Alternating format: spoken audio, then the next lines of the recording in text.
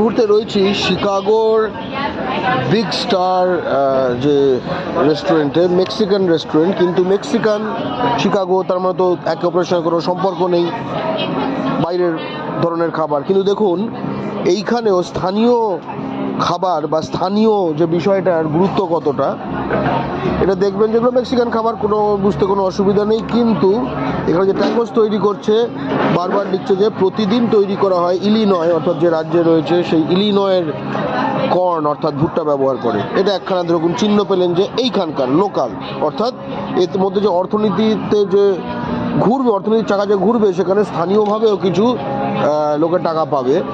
এবার দেখুন, তারপর আমরা যখন বিয়ার এবং ক্যানগুলো দেখছি, কোন কোন রাজ্য থেকে জিনিসগুলো আনা হচ্ছে, একদম মেক্সিকান খাবার বলে, কিন্তু বাকি দেখুন ইলিনয় ইলিনয় ইলিনয় ইলিনয়, ঠিক আছে, উইসকনসিন টেক্সাস, কিন্তু আবার ইলিনয় ক্রাফট বিয়ারে